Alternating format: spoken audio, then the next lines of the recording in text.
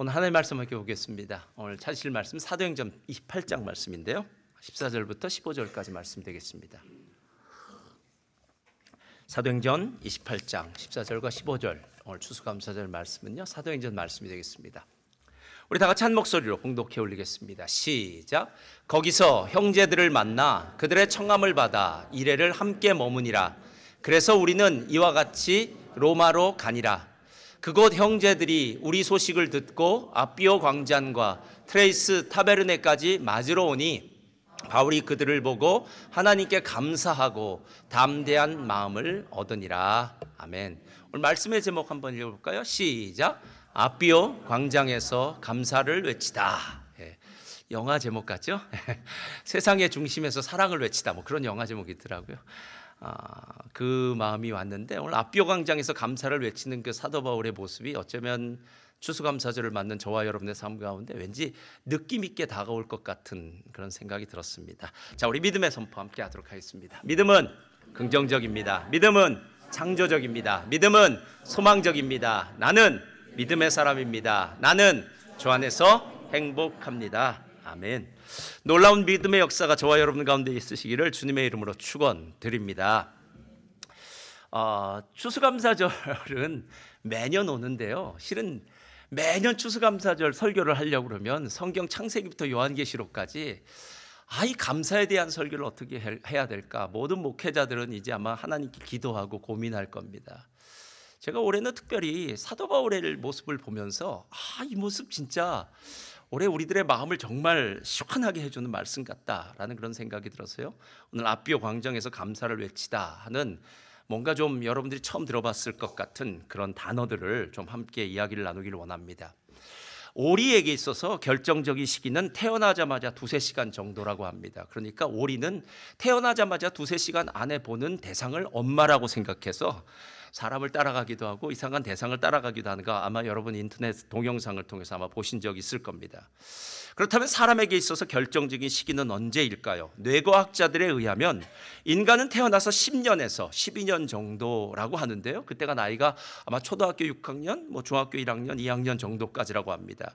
그 결정적 시기인 이유는 뇌와 신경계에 정보를 전달하는 뇌의 시냅스라는 그것이 6세 전후에 가장 많이 생겨나서 14세가 되면, 6살에서 14세가 되면 그때 이제 없어진다는, 그러니까 멈춘다는 거예요. 그래서 양은 줄어들면서 그 시냅스의 굵기가 굵어지면서 거의 한 사람의 인격적인 이런 부분이 완성된다고 합니다. 근데 문제는 이 우리의 뇌에 정보를 관할하는 이 시냅스가 문제가 있는데, 이 시냅스는 외부에서 들어오는 정보가 좋은 정보인지 나쁜 정보인지를 판단하지 못한다는 거예요. 그러니까 6살부터 14살까지 듣는 많은 이야기, 입력되는 많은 정보들이 이게 나쁜지 좋은지를 판단하지는 못한다고 합니다. 대신 뇌는 이렇게 속는다고 해요. 반복적이고 지속적인 것은 중요한 것이다 라고 생각해서 반복적으로 들었던 얘기는 훨씬 더 뇌에 정보가 많이 남게 되고요, 이건 중요한 거야 라고 생각한다고 합니다. 그래서 6살부터 14살까지 만약에 그 아이가 좋지 않은 얘기들이겠죠, 불평, 원망, 짜증, 분노, 세속적인 여러 가지 나쁜 이야기들, 아이들은 욕하는 것도 있을 테니까 이런 것들을 많이 들은 사람은 그런 악한 것들이 이 뇌의 그 기관들을 장악해서 결국 평생 정말 기쁨, 감사, 은혜, 사랑 이런 것과는 동떨어진 그런 사람이 되어가고 있는 거고요. 만약에 그 시기에 은혜, 감사, 사랑 이런 그것들을 많이 듣고 정보가 입력되면 그 사람의 인격에는 아마 좋은 성장을 할 수 있는 성숙한 인격적인 성장을 할 수 있는 그런 사람이 된다고 합니다. 그런데 더 재미있는 사실은요, 사회임상심리학 저널에서 감사에 관련해서 다음과 같은 결론을 내었답니다. 행복감과 관련된 개인의 차이는, 한번 다 같이 읽어볼까요? 시작. 행복감과 관련된 개인적 차이의 약 18.5%는 개인이 얼마나 느끼는가로 설명된다는 거예요.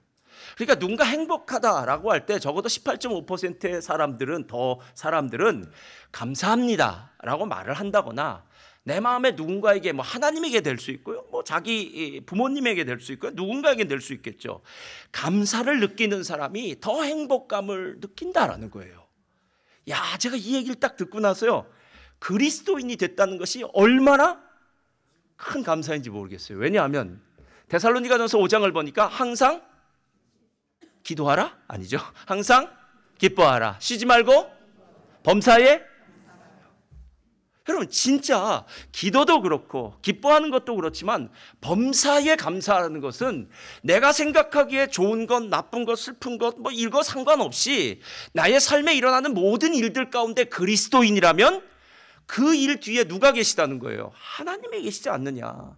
로마서 8장 28절의 말씀처럼 모든 것이 합력하여 선을 이룬다고 했으니까 우리가 보기에는 최고의 최악의 상황이라고 할지라도 최악을 변화시켜 최고의 상황으로 만들 수 있는, 고통을 변하여 축복으로 만들 수 있는 하나님이 계시지 않느냐. 그래서 이 범사에 감사라는 이 말씀, 하나님의 뜻이라는 이 말씀이 너무나도 감격스럽고 감사해지더라고요. 제가 전도사 때부터 장례식을 좀 많이 치렀습니다. 아직도 그 장례식은 너무너무나 기억이 나요. 왜 기억이 나냐면, 그날 하루는 제 인생의 제일 긴 날이었어요. 초등학교 6학년 친구가 쌍둥이였는데요. 이 친구가 뇌졸중으로, 암이죠. 뇌암으로 병원에 입원해서 제가 매일 새벽 예배 끝나면 그 친구 6살, 6학년짜리 그 친구 병원에 갔던 기억이 나요. 근데 어느 날 그 친구는 암에 걸려서 지금 이제 생사를 이렇게 왔다 갔다 하는 순간 그 어머니도 암에 걸렸어요. 그래서 어머니는 이제 한국으로 내보내야 돼요. 그래서 어머니가 지금 암에 걸리셨는데 아들이 만약에 지금 상황이 안 좋다, 더 지금 심해졌다라는 걸 알리면 안 되니까 그 어머니의 비행기표를 사요, 저희가. 그런데 비행기표를 사고 난 다음에 그날 11시 비행기를, 2시인가? 그 비행기를 하는데 그날 아침에 그 아들이 소천을 해요. 그래서 새벽 7시에 새벽 예배 끝나자마자 병원에 가서 소천한 그 아들을 보고 난 다음에 그 다음에는 그 집으로 달려가서 그 여집사님에게 말씀하지, 아들이 죽었다는 얘기하면 또 충격을 받을 테니까 빨리빨리 짐 꾸려서 서울로 보내고 그 아이에 대해서는 빨리 장례식을 치르고, 그리고 그날 장례식을 치렀을 뿐만 아니라 학원 예배까지 다 드렸어요. 그래서 장례식 치르고 그 다음에 그 묘원에 가서 하관 예배 다 하고 끝내고 저녁 7시쯤 돼서 위로 예배까지 제가 하루에 다 한 날입니다. 그러니까 그땐 제가 꼭 그런 일이 벌어지면 우리 담임 목사님 어디 가셨어요. 제가 꼭 했어요. 그래서 하여튼 그런 적이 한두 번이 아니에요. 그래서 저거 예전에 담임 목사님 어디 가려고 그러면 겁이 나서, 목사님 가시면 또 장례식 나면 어떡하나요? 제가 이랬던 적이 있어요. 그때 저녁 7시에 위로 예배를 드리는데 상황은 정말 비참하죠. 그리고 보이는 것도 없어요. 저는 전도사였고. 그리고 상황은 정말 말로 형용할 수가 없어요. 왜냐하면 제가 그 소천한 그 아이의 엄마도 병원에 가서 암이라는 진단도 제가 모시고 가서 받았어요. 그랬더니 저한테 그분이 그러더라고요. 전도사님, 제가 진짜 죽으면 천국에 갈 수 있을까요? 이렇게 묻더라고요. 그러니까 제가 그 집 사건만 보면 정말 정신이 혼미해질 정도인데 그날 위로 예배를 이렇게 드리는데 성령께서 제 마음에 예배를 드리고 난 다음에 이런 말이 아마 떠올랐는데, 이건 보통 인간의 말로는 떠오르지 않는 것 같아요. 우리 지금 하나님께 감사합시다 그랬어요. 그 상황은 아무리 봐도 감사할 수 있는 상황이 아닌데 감사합시다 하고 하나님께 감사의 박수를 돌렸어요. 지금 생각해도 제가 왜 그랬는지, 다시 돌아가도 그때 과연 내가 다시 감사의 박수를 돌릴까 하는 생각이 잘 안 드는데요. 근데 그때는 하여튼 그랬어요. 감사의 박수를 돌리고 그 자리에 있는 모든 집사님들과 함께 눈물을 흘리면서 감사를 했던 그런 기억이 납니다. 감사가 뭘까요? 우리는 정말 감사하며 살고 있을까요? 어쩌면 11월 세 번째 주는 우리가 추수감사절로 우리가 보냅니다. 절기죠. 부활절이 예수님의 부활이라면 추수감사절은 1년 동안 수고했던 것에 대해서, 우리 남반구니까 이제 봄이긴 하지만 추수감사절이라는 그 본래의 의미가 참 의미 있으니까 추수감사절로 우리는 감사하는 하루의 절기로 정했고요. 이제 좀 있으면 성탄절이 있을 테니까 성탄절은 예수 그리스도가 탄생하신 날.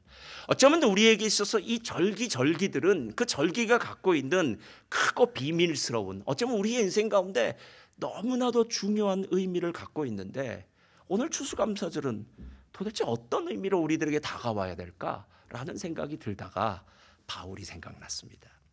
오늘 본문을 다시 보면 이렇게 얘기해요. 거기서 형제들을 만나 그들의 청함을 받아 이레를 함께 머무니라. 그래서 우리는 이와 같이 로마로 가니라. 이게 제가 성경을 더 읽었으면 좋겠는데 더 읽다 보면 너무 길어서 좀 자르긴 했는데요. 드디어 사도 바울이 로마에 도착했다라는 겁니다. 그리고 나서 15절 우리 다 같이 읽겠습니다. 시작. 그곳 형제들이 맞으러 오니 바울이 그들을 보고 하나님께 감사하고 담대한 마음을 얻으니라. 그러니까 지금 사도 바울이 1차, 2차, 3차 전도 여행을 끝내고 예루살렘에 가서 구제헌금을 전달하고 난 다음에 자기 생각으로는 이제 내가 빨리 구제헌금을 예루살렘에 전달하고 난 다음에 이제 로마로 가야 되겠다라고 생각을 했어요. 근데 문제는요. 사람이 아무리 많은 계획을 한다고 할지라도 그 계획을 이루시고 성취하시는 분은 하나님이세요. 제가 살다 보니까요, 내 계획대로 된 게 그렇게 많지 않더라고요. 그런데 감사하는 거는요, 만약에 그때 내 계획, 내 생각대로 됐다면 지금 저는 이 자리에 없었을 겁니다. 내 계획대로 됐다면 엉뚱한 곳에 있었을 테고요, 내 계획대로였다면 내 인생에는 지금과도 같은 하나님의 은혜는 없었을 것 같은 생각이 드는데, 감사하게도 하나님은 지금까지 저를 붙드시고 하나님의 뜻에 따라서 저를 움직이셔서 이때는 이곳에, 저 때는 저곳에, 때로는 시간을 단축시켜서 옮기기도 하시고요, 때로는 시간을 정말 길게 하셔서 저를 옮기시기도 하는 그런 하나님의 은혜가 있더라라는 거예요. 여기서 오늘 얘기하는 아삐아 도로라는 건 로마에 가보신 분들은 아마 했을 텐데요, 우리나라 옛날에 선교사들이 도착할 때 제물포항에 도착했답니다. 인천. 그럼 제물포항에서 서울까지 마포나루까지는 40km 정도 된다고 해요. 그러면 선교사들은 거기서 이제 배를 갈아타고 마포나루로 이렇게 올라오든지 아니면 육로를 통해서 오든지 하면서 이렇게 선교사들이 한양이겠죠. 옛날에는 한양, 경성 뭔지 모르겠지만 하여튼 서울로 들어오는 그렇듯이 지금 로마로 지금 오던 바울도 그냥 육로를 통해서 온 것이 아니라 배를 타고 해로로 왔으니까 나폴리라는 곳에서 서서요, 거기서부터 220km 정도 되는 로마까지 이제 육로로 해서 올라온 거예요. 그리고 나서 중간중간에 로마 교회 성도들을 만나서 환영을 받습니다. 그래서 7일 동안 그곳에 있었다, 환영을 받았다라고 얘기하고, 오늘 성경을 보니까 그러다가 로마에 가가지고 그들이 아비오 광장, 이 아비오 광장이라는 것은요, 당시 로마를 향하는 길 중에서 가장 오래되고 완벽한 도로였다고 합니다. 로마의 장군이 승리를 하고 개선할 때 이 도로를 통해서 왔대요.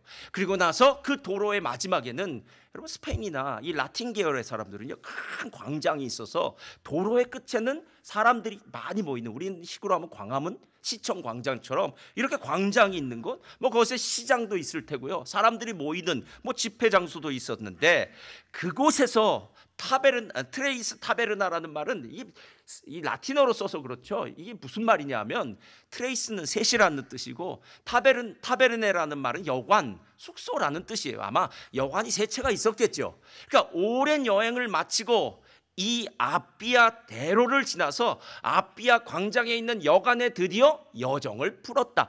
자기의 모든 짐을 풀었다. 그런데 그곳에 로마 교회 성도들이 왔다. 그 로마 교회 성도들을 보면서 사도 바울은 하나님께 감사하고 담대함을 그 마음에 느꼈다라는 거예요. 제 눈길을 끈 것은 무엇이냐면요, 우리는 그냥 감사만 해요. 하나님 감사합니다, 이래서 감사합니다, 저래서 감사합니다라고 얘기해요. 근데 어떻게 사도 바울은 이 트레이스 타베르나라는 이 아비아 광장에 있는 이곳에서 그리스도인들을 만나고 난 다음에 감사를 한 건 아멘, 그럴 수 있는데 왜 감사와 함께 그 마음에 담대함을 얻었을까라는 겁니다. 여기에 바로 감사에 아마 두 가지 의미가 담겨 있지는 않을까라는 생각이 들었어요. 첫째로 다 같이 읽겠습니다. 시작. 함께 하신 하나님에 대한 감사입니다. 이게 첫 번째 감사예요. 다시 한번 읽을까요? 시작. 함께 하신 하나님에 대한 감사입니다. 바울은 이전에 로마 교인들을 정말 간절한 마음으로 보고 싶어 했습니다. 그래서 3차 전도 여행 때 고린도에서 3개월 동안 머물면서 사도 바울이 로마에 있는 성도들에게 편지를 써요.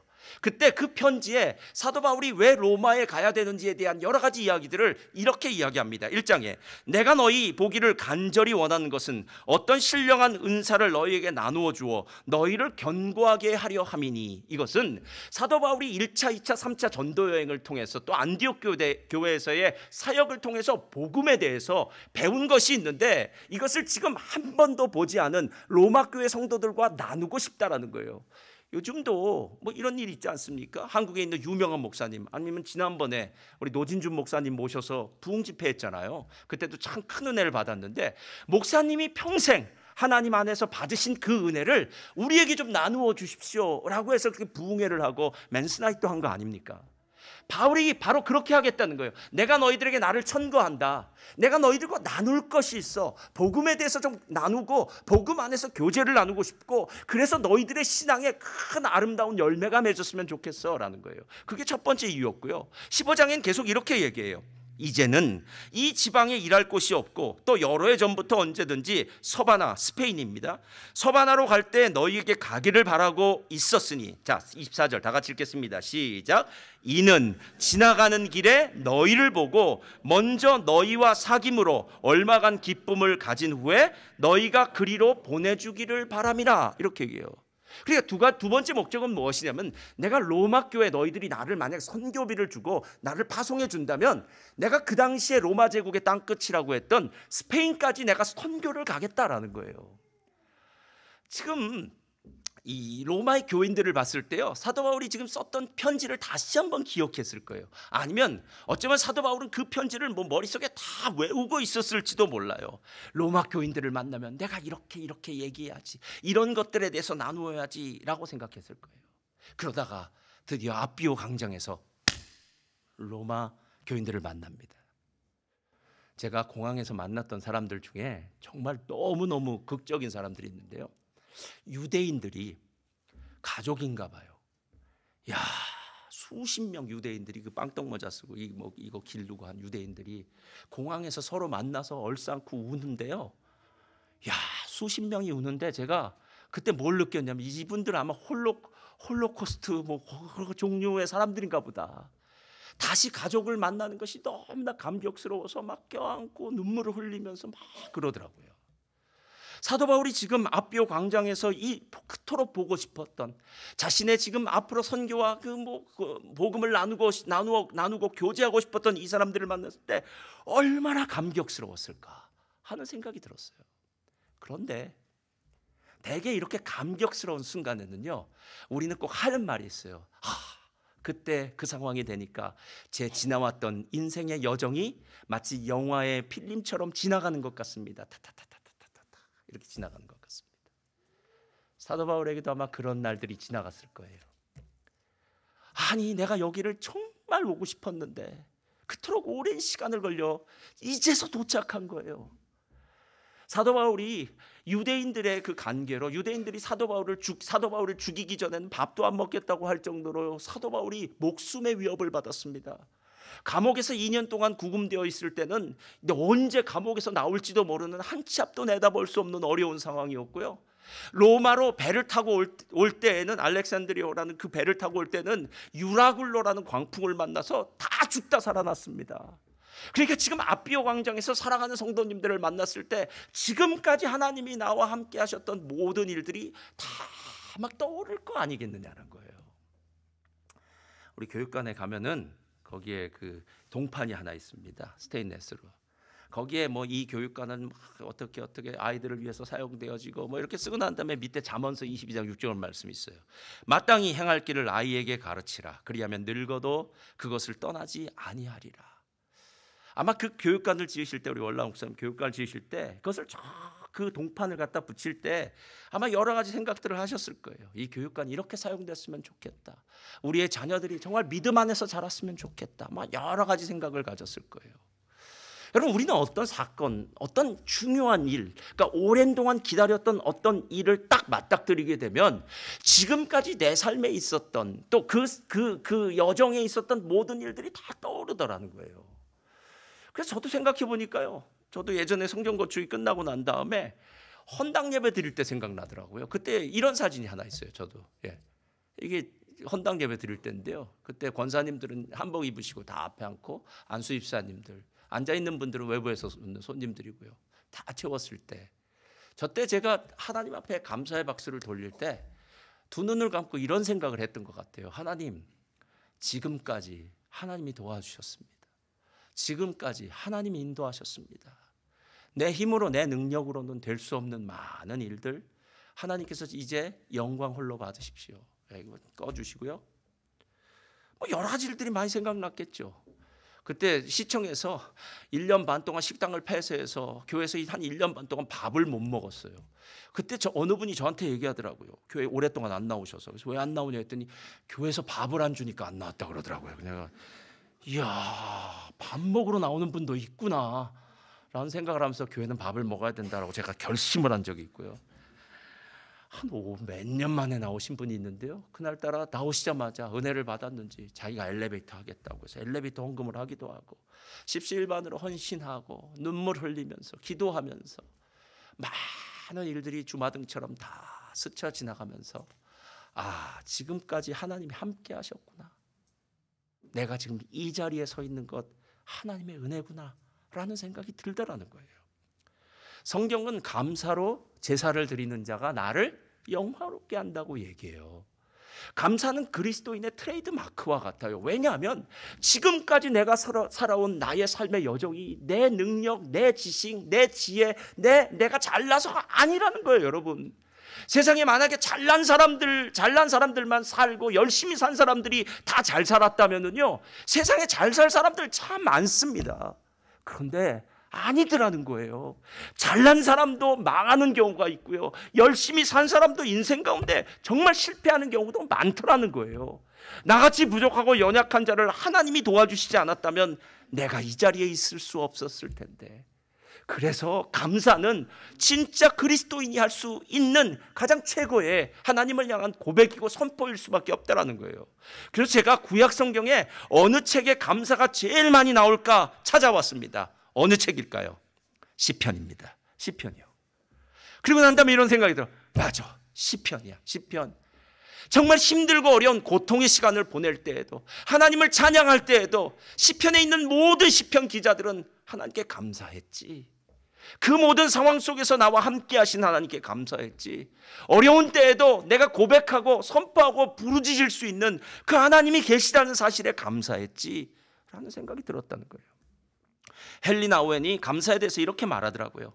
감사하는 사람들은 인생이 힘들고 비통한 기억 속에서도 무슨 법을 배운다고요? 기뻐하는 법을 배운대요.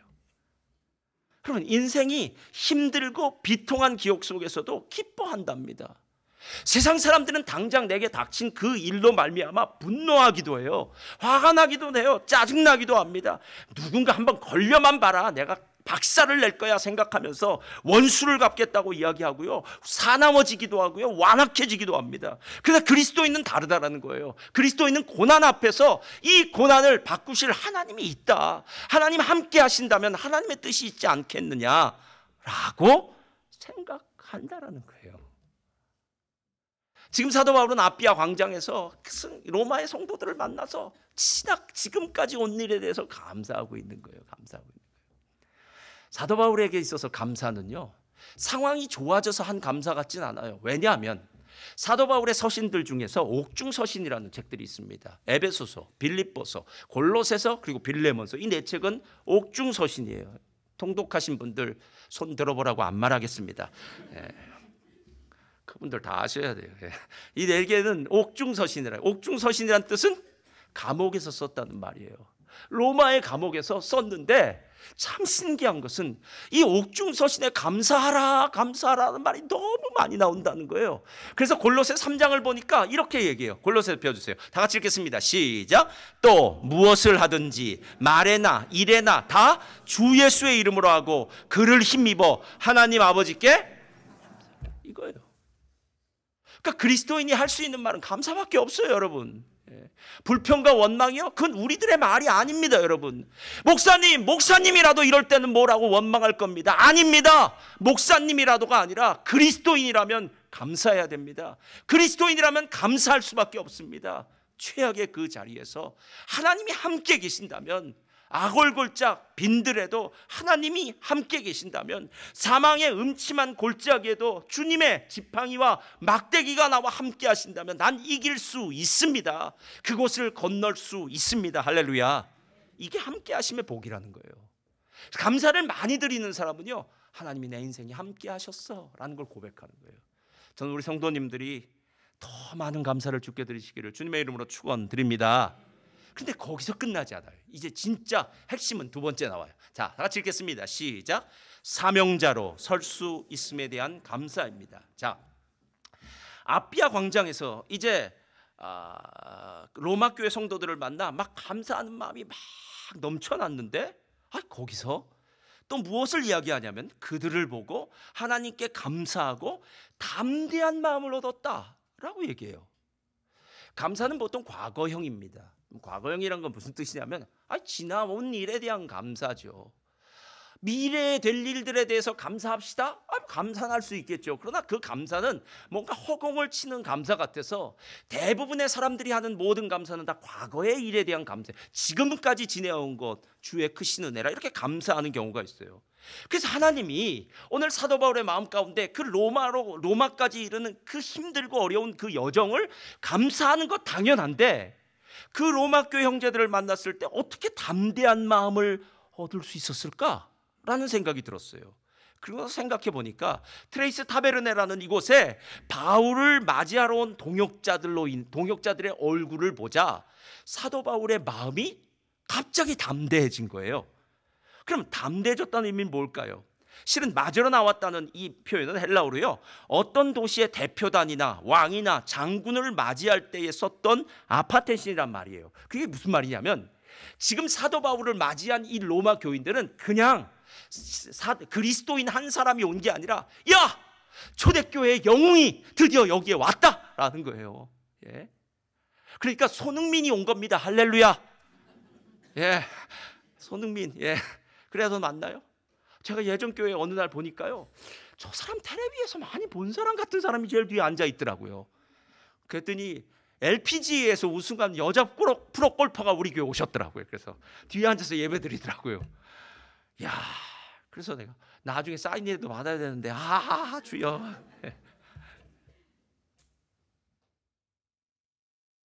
오늘 사도 바울을 맞이하는 그 사람들의 모습을 보면서 사도 바울의 마음이 달라졌어요.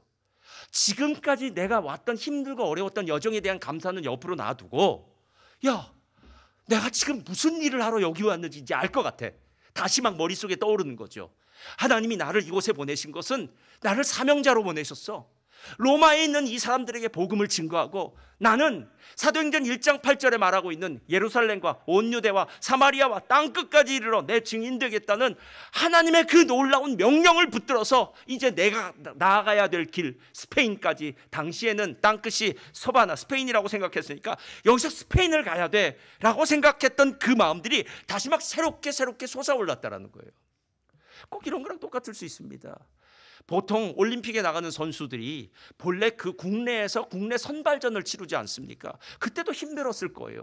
그러나 국내 선발전을 치를 때는요, 같은 한국 사람들이 치르는 거니까 그렇게 그렇게 막 마음속에 두근두근 새근새근 막 이런 것은 않았을 거예요. 그런데 국내 선발전에서 선출이 되어서 올림픽에 가서 올림픽 결승에 선 겁니다. 예전 박태환 선수처럼 마지막 결승 라인에 선 거예요. 이전에는 대한민국의 온 국민이 나를 응원하지 않았지만, 지금은 대한민국의 온 국민이 내 뒤에서 내 이름을 연호하면서 박태환 아니면 손흥민 이런 이름을 연호하면서 나를 뒤에서 응원할 때 이 선수의 마음은 막 쿵닥쿵닥 뛰지 않겠습니까? 심장이. 사도 바울이 지금 이 로마의 아비오 광장에서 드디어 심장이 뛰는 그 놀라운 사명자의 경험을 하고 있더라는 거예요. 그리고 나 생각해 보니까 감사는 과거에 멈추는 것이 아니라 나에게 미래에 하나님이 행하실 일들을 보여주고 그 행하실 일들을 하게끔 하는 놀라운 축복의 도구구나 라는 생각이 들었습니다. 원래 미국의 청교도들이 메이플라워를 타고요, 1610몇 년에 도착했을 거예요. 그리고 1621년에 첫 번째로 그 추수감사절 3일 동안 축제의 날로 잡았답니다. 처음에 그들은 완두콩과 보리를 심었대요. 근데 제가 미국의 그 플리머스라는 곳에 가보니까 정말 춥더라고요. 완두콩과 보리가 다 안 됐습니다. 그랬더니 인디안들이 그들에게 옥수수를 심게 해줬대요. 그래서 옥수수를 거두고, 그 당시에 전염병도 있었답니다. 뭐 풍토병도 있었고, 뭐 여러 가지 어려운 일도 있었고, 추위도 있었고, 그 어려움을 다 겪어내고 그들이 그 옥수수를 추수했을 때 인디안들을 부르고 함께 모여서 하나님을 찬양했던 이 3일의 축제, 이건 분명히 그들에게는 과거에 대한 감사였을 거예요. 지금까지 함께 해주신 하나님에 대한 감사입니다. 마치 우리가 오늘 그 찬송 안 불렀는데요. 불렀네요. 오늘 저 찬양팀에서요. 넓은 들에 익은 곡식 황금 물결 되치며, 예전엔 그랬어요. 하는 이것을 보통 사람들이 바라보면, 야, 곡식이 익었나 보다, 추수할 때가 됐어 라고 생각하지만, 씨를 뿌리는 수고와 그 한여름에 가뭄과 장마와 뭐 김매기를 해줬겠죠. 잡초를 뽑고, 그거 뭐 혹시나 가뭄 때문에 우리 논이 타들어가는 건 아닐까, 장마 때문에 우리 논이 다 벼가 쓸려가는 것은 아닐까, 뭐 이런 걱정을 했던 이 사람들에게는 단순히 이것이, 이 감사가 감사해 라고만 생각하는 것이 아니라, 하나님이 함께 하셨지라는 이 농부의 마음에 뭔가 사명감을 주었는데, 오늘 메이플라워를 타고 왔던 이 사람들에게 사명감을 주었다는 거 생각이 들었어요. 왜냐? 미국은 지금은 많이 변했지만요, 미국 될 수 있었던 가장 큰 정신적인 지주는 바로 이 청교도들이 11월 넷째 주 주일이더라고요. 넷째 주 목요일이더라고요. 목요일 날 미국 사람들이 절기로 지키면서, 모든 사람들이 미국에서 가장 큰 절기인 추수감사절, 그때 켄터키죠. 칠면조도 굽고 옥수수도 먹고 하면서 하나님을 찬양할 때, 그들은 과거를 하나님께 감사하면서 이 나라의 미래를 준비하는 일을 시작한 것 아니겠냐는 거예요. 그리고 나서 보니까요, 감사를 많이 하는 사람이 사명자라는 생각이 들었어요. 그냥 감사를 한 것에서 그쳐서 감사합니다, 감사합니다가 아니라, 감사합니다 하나님이라는 말과 함께 내가 이 땅에서 해야 될 일이 무엇인지에 대해서 하나씩 그 길을 걷는 소망의 주인공이 되었더라라는 겁니다. 감사하면 달라지는 것들이라는 책을 쓴 제니스 캐플런이라는 기자인데요, 이 사람이 감사일지, 감사에 대해서 책을 쓴 사람이에요. 근데 이 제니스의 남편은 의사였다고 합니다. 그런데 의사인 남편에게 이 감사요법에 대해서 자꾸 가르쳐 준 거죠. 의사인 남편에게 가르쳐 줬더니, 이 제니스의 남편이 환자들에게 일반적인 치료와 더불어 감사요법을 사용하기 시작했답니다. 그래서 그 감사요법을 사용한 이야기에 대해서 나와요. 본인의 건강이 그렇게 나쁘지는 않지만 항상 기분이 나빠서 오는 한 노부인이 있었다고 합니다. 그 노부인은 항상 불평과 걱정을 가득 달고 그 남편의 진료실에 주기적으로 찾아왔어요. 그래서 어느 날 그 남편이 진료를 하고 난 다음에 처방전을 써줬겠죠. 무슨 약을 써줬든지 수면제를 써줬든지 써주고 난 다음에 그 노부인에게 이렇게 말했다고 합니다. 노부인, 나가시기 전에 당신이 감사해야 될 이유를 1분 동안만 생각해 보세요. 이렇게 얘기했답니다. 아니, 의사가 뜬금없이 감사를 하라는 얘기를 1분 동안 생각하니까 이 노부인이 망설였겠죠. 그랬더니 그 남편이 재촉합니다. 한번 생각해 보세요. 무엇을 감사할 수 있는지요? 라고 했더니 노부인이 이렇게 말을 꺼냈답니다. 제가 발이 아프기는 해도 아직 걸을 수 있는 게 감사합니다. 아이를 안아 올리지는 못하지만 오늘 손주와 함께 병원에 올 수 있음을 감사합니다. 이렇게 얘기하더래요. 그때 의사 남편이 그 노부인에게 이렇게 말했답니다. 나가실 때 꼭 이 2가지를 기억하셔야 됩니다. 여러분, 이 의사 남편은요, 자기가 일반적으로 하는 그 치료법이 있겠죠. 의사였으니까 당연히 약이 있을 테니까 치료법을 주었지만, 거기에 감사요법을 더해 주어서 그리스도인 의사로서의 사명을 감당했다라는 거예요. 보통 의사가 육체를 책임진다면 이 남편 의사가 감사요법을 사용하면서 그리스도인의 삶을 그로 살게 했다라는 거예요. 저는 멜번에 오면서 우리 많은 집사님들이 다들 일하시지 않습니까? 여러분이 일하실 때 그냥 일만 잘하는 거는 세상 사람들과 똑같습니다.